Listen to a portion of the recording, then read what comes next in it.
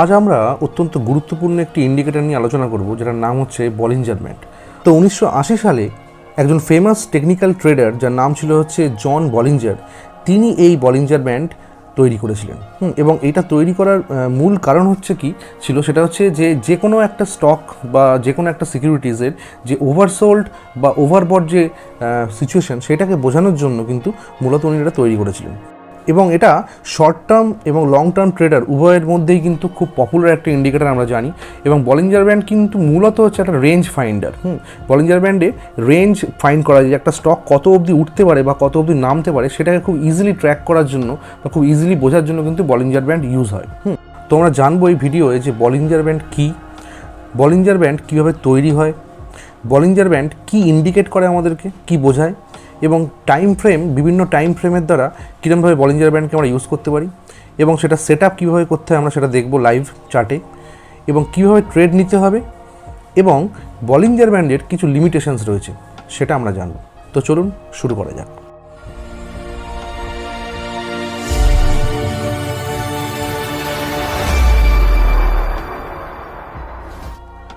তো Bollinger band মূলত কি? বলিঞ্জার ব্যান্ড মূলত তিনটে লাইন নিয়ে তৈরি হয়। মোটামুটি দেখুন, এই যে ব্ল্যাক লাইনটা দেখছেন, এইটা হচ্ছে একটা লাইন, এইটা একটা লাইন, এইটা একটা লাইন। এবার কথা হচ্ছে এই তিনটে লাইন কি খায় না মাথায় দেয়, এই তিনটে লাইন কীভাবে তৈরি হয় সেটা একটু কনসেপ্টটা ক্লিয়ার হয়ে নিলে বুঝতে সুবিধা হবে। তো আমরা দেখে নিই কীভাবে তৈরি হয়। মূলত যে এই যে ব্ল্যাক লাইনটা দেখছেন, এটা কিছুই না, এটা হচ্ছে এই যে স্টকের যে প্রাইসগুলো, সেই প্রাইসগুলো হচ্ছে 20 ডে মুভিং অ্যাভারেজ, বা ডে না বলুন, অন্তত মোটামুটি ডেলি চার্ট যদি হয় তাহলে বলা যায় 20 দিনের যে সিম্পল মুভিং অ্যাভারেজ, সেটাই হচ্ছে এই রেড লাইনটা। এবং এই যে দুখানা লাইন, এই ওপরে একটা নিচে একটা, তো এই দুটো লাইন কি? এই রেড লাইনটাকে তো মোটামুটি বলা হয় হচ্ছে এটা হচ্ছে সিম্পল মুভিং অ্যাভারেজ, বা এটাকে মিডল ব্যান্ডও বলা হয়, বা সেন্টার লাইনও বলে অনেকে। এবং এই যে উপরের দুটো লাইন, এটাকে কি বলে? উপরেরটাকে বলা হয় হচ্ছে আপার ব্যান্ড, এবং এই নিচের লাইনটা এটাকে বলা হচ্ছে লোয়ার ব্যান্ড। তো এই দুটো ব্যান্ড কিছুই না, এটা হচ্ছে এই যে সিম্পল মুভিং অ্যাভারেজ যেটা রয়েছে, এই মুভিং অ্যাভারেজটার 2 স্ট্যান্ডার্ড ডিভিয়েশন করা হয়েছে। 2 স্ট্যান্ডার্ড ডিভিয়েশন মানে হচ্ছে এখানে +2 করা হয়েছে অ্যাভারেজের, করে এইখানটায় ব্যান্ডটা গেছে, ব্যান্ডটা এখান দিয়ে গেছে, যে অ্যাভারেজটা করা হয়েছে, এবং তারপরে -2 করলে এখান থেকে ব্যান্ডটা গেছে। তার মানে এই স্ট্যান্ডার্ড ডিভিয়েশন ছাড়া কিছুই না। মাঝখানের লাইনটার 2 স্ট্যান্ডার্ড ডিভিয়েশন হচ্ছে এই দুটো, একটা হচ্ছে আপার ব্যান্ড, একটা লোয়ার ব্যান্ড। এবার আমরা জানবো যে বলিঞ্জার ব্যান্ড আমাদেরকে কী সিগন্যাল দেয় বা আমাদেরকে কী বলে। যে যখন স্টকের প্রাইসটা বলিঞ্জার ব্যান্ডের আপার ব্যান্ডের যত কাছাকাছি তৈরি হয়, তত মনে করা হয় যে মার্কেটটা বা স্টকটা তত ওভারবট সিচুয়েশনের দিকে যাচ্ছে। এবং যখন লোয়ার ব্যান্ডের কাছাকাছি যখন ক্যান্ডেলগুলো তৈরি হয় পরপর, লোয়ার ব্যান্ডের যত কাছে তৈরি হবে তত মনে করা হয় যে স্টকটা, অথবা মার্কেটেও যদি বলা হয় যে সেটা ওভারসোল্ড পজিশনের দিকে যাচ্ছে। তার মানে ওভারবটের দিকে যাওয়া মানে হচ্ছে একটা সিগন্যাল পাই আমরা যে সেল সিগন্যাল, সেটা যে কোনো স্টক বিক্রি করার একটা মুহূর্ত মনে করি আমরা। এবং ওভারসোল্ড হলে আমরা সেটাকে মনে করি কি, সেটা একটা বাইং অপরচুনিটি আমরা মনে করি। তো এই আপার ব্যান্ড এবং লোয়ার ব্যান্ডের মাঝামাঝি কিন্তু স্টকের প্রাইসগুলো কিন্তু ঘোরাফেরা করে, এবং সেই জন্যই কিন্তু ভোলাটিলিটি মেজার করার জন্য বলিঞ্জার ব্যান্ড একটা খুব ভালো এবং খুব পপুলার একটা টুল হিসেবে ইউজ করা হয়। সেই জন্য দেখা যায় যে মার্কেট যখন বেশি ভোলাটাইল থাকে, তখন কিন্তু বলিঞ্জার ব্যান্ডটা অনেক বেশি এক্সপ্যান্ড করে যায়, অনেক চওড়া হয়ে যায়। এবং যখন দেখা যায় যে মার্কেট অনেক কম ভোলাটাইল হয়ে যায়, তখন কিন্তু অনেক বেশি কন্ট্রাক্ট করে যায় বলিঞ্জার ব্যান্ড, মানে অনেক শ্রিঙ্ক করে যায়। বলিঞ্জার ব্যান্ডের ক্ষেত্রে যদি আমরা দেখি যে প্রাইসটা বলিঞ্জার ব্যান্ডের আপার ব্যান্ডকে টাচ করেই আস্তে আস্তে উঠে যাচ্ছে বা আপার ব্যান্ডের কাছাকাছি রয়েছে, তাহলে কিন্তু বুঝতে হবে যে ট্রেন্ড কিন্তু বুলিশ বা স্টকটা বুলিশ রয়েছে। এবং যদি দেখি যে স্টকের প্রাইসটা বলিঞ্জার ব্যান্ডের যে লোয়ার ব্যান্ড, সেই লোয়ার ব্যান্ডকে টাচ করে করে এগিয়ে যাচ্ছে, তাহলে কিন্তু বুঝতে হবে যে স্টকটা কিন্তু বিয়ারিশ রয়েছে। এবং যদি আমরা দেখি যে ব্যান্ডটা শ্রিঙ্ক করে গেছে বা কন্ট্রাক্ট করে গেছে, তখন কিন্তু বুঝতে হবে যে স্টকটা এখন বর্তমানে রেঞ্জ বাউন্ড হয়ে গেছে, এবং যে কোনো মুহূর্তে সেটা ব্রেক আউটও দিতে পারে বা ব্রেক ডাউনও দিতে পারে। এর মানে কিন্তু দেখুন, শ্রিঙ্ক করে যাওয়া মানেই কিন্তু এরকম নয় যে এরপরে একটা ব্রেকআউট দেবে, স্টকটা ওপর দিকে উঠবে। এই যে গতিপথটা বা মুভমেন্টটা, এই মোমেন্টামটা কিন্তু ওপর দিকেও হতে পারে, আবার নিচের দিকে, এবং সেটা সাডেন হবে। শ্রিঙ্ক করে যাওয়া মানেই হয় দুম করে ওপর দিকে উঠে যাবে স্টকটা খুব অল্প সময়ের মধ্যে, অথবা একদম নিচের দিকে গোঁত্তা মারবে। এই দুটোই কিন্তু হতে পারে। যদি ইন্ট্রাডে আমরা করতে চাই বলিঞ্জার ব্যান্ড ইউজ করে, তাহলে আমাদেরকে মোটামুটি 5 মিনিট 5 মিনিটস বা 10 মিনিটস বা 15 মিনিটস এবং 30 মিনিটস এর উপরেই করতে হবে। এবং যদি আমরা পজিশনাল ট্রেডার হই বা সুইং ট্রেডার যদি আমরা হই, মোটামুটি ধরুন মানে 2-3 দিন 4 দিন থেকে শুরু করে মোটামুটি 2-3 সপ্তাহ 4 সপ্তাহ অবধি যদি আমরা একটা ট্রেড রাখতে পারি, তাহলে কিন্তু আমরা যেটা ইউজ করতে পারি সেটা হচ্ছে মোটামুটি 2 আওয়ার টাইম ফ্রেম ইউজ করতে পারেন, 2 ঘন্টার টাইম ফ্রেম বা 1 ডে বা ডেলি টাইম ফ্রেম, এইগুলো আমরা ইউজ করতে পারি। এবং যদি আমরা লং টার্ম ট্রেডার হই, তাহলে কিন্তু অবশ্যই আমাদেরকে ডেলি টাইম ফ্রেম ইউজ করতে হবে অথবা উইকলি টাইম ফ্রেম আমরা ইউজ করব, করে আমরা দেখবো যে বলিঞ্জার ব্যান্ড কী বলছে। এবং বলিঞ্জার ব্যান্ডের ক্ষেত্রে কিন্তু যখন টাইম ফ্রেম যত বড় হয়, যত বেশি হয়, তত কিন্তু তার অ্যাকুরেসি অনেক বেশি হয়। যেমন বলিঞ্জার ব্যান্ডকে কিন্তু আমরা কখনো একটা স্ট্যান্ড অ্যালোন ট্রেডিং সিস্টেম বলতে পারি না। তার কারণ একটা এই ইন্ডিকেটার দিয়েই যে আমাদের সব কিছু কাজ হয়ে যাবে বা আমরা ট্রেড নিতে পারবো, সেটা কিন্তু খুব ভুল ধারণা। কারণ এটা হচ্ছে আমাদেরকে জাস্ট প্রাইসের যে ভোলাটিলিটি সেটাকেই কিন্তু ইন্ডিকেট করে। এবং জন বলিঞ্জারও মনে করেন যে এর সঙ্গে কিন্তু বেশ কিছু 2 থেকে 3টে অন্তত নন কোরিলেটেড ইন্ডিকেটার আমাদের ইউজ করা উচিত, যেগুলো খুব ক্রুশিয়াল ইন্ডিকেটার। যেমন ধরুন MACD বা অন ব্যালেন্স ভলিউম বা RSI, স্টকেস্টিক বা ADX, এইগুলো কিন্তু আমাদের ইউজ করা উচিত। করেই তবে কিন্তু তার সঙ্গে এই বলিঞ্জার ব্যান্ডকে অ্যাড করেই কিন্তু আমাদের ট্রেড নেওয়া উচিত। নইলে শুধুমাত্র বলিঞ্জার ব্যান্ডের উপর নির্ভর করে যদি আমরা ট্রেড নিই, তাহলে কিন্তু আমরা ভুগতে পারি। দেখে নিই যে বলিঞ্জার ব্যান্ডের সেট আপ আমাদের কীরকমভাবে করতে হবে। প্রথমে আমরা যে কোনো একটা স্টকের চার্ট খুলবো, এখানে SBI চার্ট রয়েছে, এবং তারপর আমরা ইন্ডিকেটারে যাব। ইন্ডিকেটারে যাওয়ার পর কিছুই না, এখানে বলিঞ্জার লিখবো, একটু লিখলেই চলে আসবে। এটা দেখুন চলে এসছে, BOLL লিখেই চলে এসছে। তো বলিঞ্জার ব্যান্ডে আমরা ক্লিক করব, করার পরেই কিন্তু এই বলিঞ্জার ব্যান্ডটা আমরা দেখবো যে তৈরি হয়ে গেছে। তো এই যে ব্যান্ডটা, এটাকেই বলা হচ্ছে বলিঞ্জার ব্যান্ড। এবং এখানকার যদি সেট আপটা আমরা দেখি, যে সেট আপটা কী রয়েছে, মূলত দেখুন এখানে যে সেট আপটা সেটা কিন্তু 20 আর 2 হয়ে আছে। এই সেট আপটাই কিন্তু আমাদেরকে রাখতে হবে। এবং এই সেট আপটাই হচ্ছে সবথেকে বেশি ইউজ হয়। এবং সবথেকে এই 20 মানে হচ্ছে 20 পিরিয়ড SMA বা সিম্পল মুভিং অ্যাভারেজ, এবং এই 2টা হচ্ছে 2 স্ট্যান্ডার্ড ডিভিয়েশন।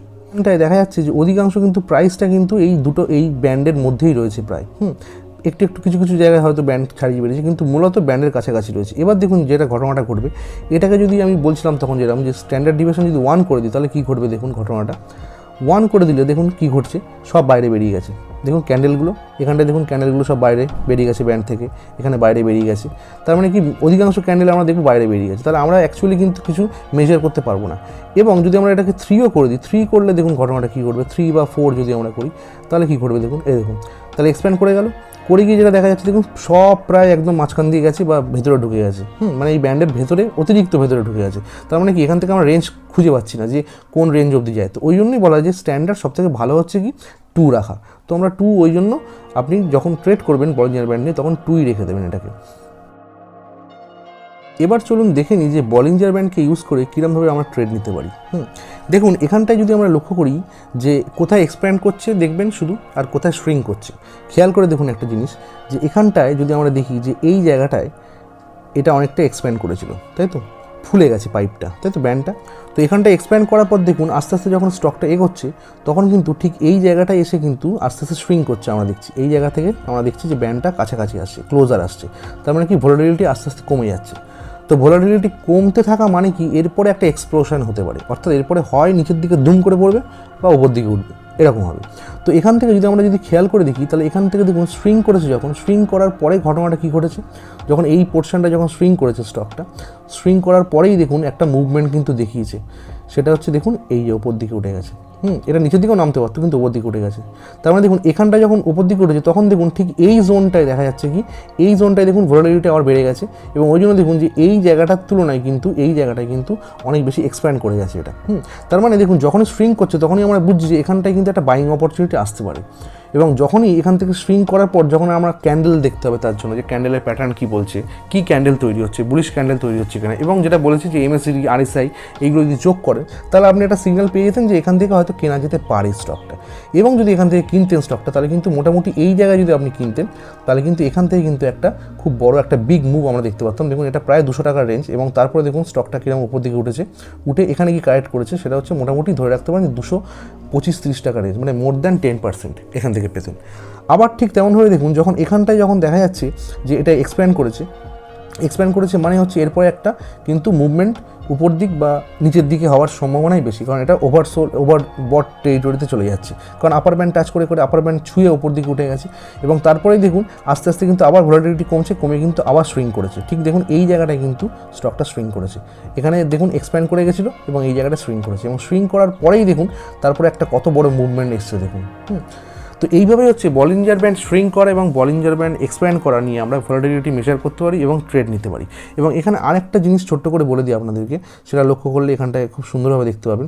এখানে যখন স্টকটা এখান থেকে যখন এরমভাবে নামছে, নামার পরে যখন দেখুন এখানে কিন্তু এখান দিয়ে গিয়ে নামছে, এটা কিন্তু দেখা যাচ্ছে যে লোয়ার ব্যান্ডকে টাচ করে নামছে, তার মানে কি স্টকটা এই মুহূর্তে এই টাইমটাই কিন্তু স্টকটা কিন্তু যথেষ্ট বিয়ারিশ ছিল। এবং তারপরে দেখুন তার মানে কি লোয়ার ব্যান্ড টাচ করা মানে কিন্তু কিনতে হবে তা নয়। আপনি যদি এই জায়গাটায় যদি লোয়ার ব্যান্ড টাচ করেছে এই জায়গাটা যদি কিনতেন তাহলে কিন্তু আপনি ভুগতেন। কেনার পরে দেখুন কতটা নেমেছে স্টকটা, লোয়ার ব্যান্ড টাচ করে এগিয়ে যাচ্ছে, মানে ডাউন ট্রেন্ড চলছিল। তা কিনতে হবে কখন, যখন দেখবো যে লোয়ার ব্যান্ডটাকে ছেড়ে যখন ওই মিডিয়ানটাকে ক্রস করে যখন ওপর দিকে উঠছে, এই লোয়ার ব্যান্ডটাকে ছেড়ে মিডিয়ানটাকে ক্রস করেছে করে দেখুন এই জায়গাটা এসছে যখন, তখন কিন্তু আমরা কেনার সিগন্যাল পাচ্ছি, কারণ তখন হচ্ছে স্টকটা কিছুটা বুলিশ হচ্ছে আমরা বুঝতে পারছি। তো এখানটায় যদি আমরা নাও কিনি, এখানটায় একটা ট্রেন্ড একটা প্যাটার্ন খেয়াল করে দেখুন যে এই স্টকটা কিন্তু বারবার কিন্তু তার যে মিডিয়ানের ওপর গিয়ে কিন্তু বা মিডল ব্যান্ড যেটা সেটার ওপর গিয়ে কিন্তু সাপোর্ট নিয়েছে। দেখুন কতবার সাপোর্ট নিয়েছে, একবার এই জায়গাটায় সাপোর্ট নিয়েছে দেখুন, মিডিয়ানে সাপোর্ট নিয়েছে, আবার দেখুন ওপর দিকে উঠেছে, আবার এখানটায় মিডিয়ানে সাপোর্ট নিয়েছে, আবার ওপর দিকে উঠেছে, আবার মুভিং অ্যাভারেজ সাপোর্ট নিয়েছে, আবার ওপর দিকে উঠেছে। তার মানে দেখুন এটা এক দুবার হওয়ার পরেই কিন্তু আপনি সিগন্যাল পাচ্ছেন যে এইখানটায় আসলে হচ্ছে আমি একটা বাই সিগন্যাল পাচ্ছি, এই জায়গাটায় আসলে আমি বাই সিগন্যাল পাচ্ছি। তাহলে এখানটায় আমি কিনবো, এখানটায় যদি আমি বিক্রি করি 5 to 10%, এখানে কিনবো আবার এখানে বিক্রি করব, এখানে কিনবো আবার এখানে বিক্রি করব। তার মানে দেখুন মিডিয়ানের উপর যখনই আসছে তখনই আমি বাই সিগন্যাল পাচ্ছি। আবার এখানটায় আপনি কিনতে পারেন, দেখুন এখানটায় কিনছেন, ঠিক এখানটায় সাপোর্ট নিচ্ছে, আবার দেখুন তারপর দেখুন কত সুন্দর একটা মুভ দিয়েছে ওপর দিকে। তার মানে কি এরকমভাবে প্যাটার্ন আপনাকে নিজেকে খুঁজে নিতে হবে, যে বলিঞ্জার ব্যান্ডের মধ্যেও প্যাটার্ন তৈরি হয়। তো বলিঞ্জার ব্যান্ডের এরকম অনেক রকমের প্যাটার্ন হয়, যেগুলো সবকটা এই ভিডিওর মধ্যে আমি আলোচনা করছি না। যেমন বলিঞ্জার ব্যান্ডের মধ্যেও কিন্তু ডাবল টপ ডাবল বটম হয়, ওয়াকিং দ্য ব্যান্ডস বলে একটা জিনিস হয় সেটা হয়। তো এগুলো সব পরবর্তী ভিডিওতে বলিঞ্জার ব্যান্ডের যে ট্রিক্সগুলো সেইগুলো নিয়ে আমরা সুন্দর করে আলোচনা করব। তো আশা করি যে বলিঞ্জার ব্যান্ডের যে বেসিক ধারণা আপনাদের পরিষ্কার হয়েছে, এবং ভিডিও ভালো লাগলে লাইক করুন, শেয়ার করুন, সাবস্ক্রাইব করুন। ভালো থাকবেন, রিচ দ্য রিচেস।